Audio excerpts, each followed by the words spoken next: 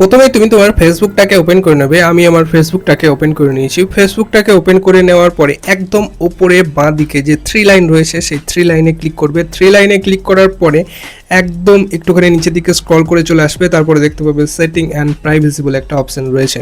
তো এই setting and privacy এখানটাতে ক্লিক করবে। এখানটাতে ক্লিক করার পরে আবার দেখতে পাবে সেটিং বলে একটা অপশন রয়েছে, এই সেটিংসে ক্লিক করবে। সেটিংসে ক্লিক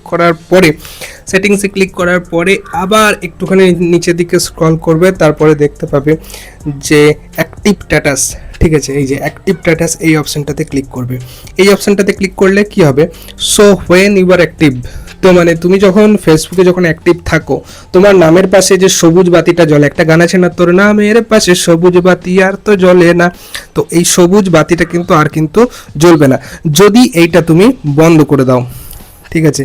তো এইটাতে আমি একবার ট্যাপ করছি, টার্ন অফ করে দিলে তোমার নামের পাশে যে এতদিন সবুজ বাতিটা জ্বলছিল সেইটা কিন্তু আর কিন্তু জ্বলবে না।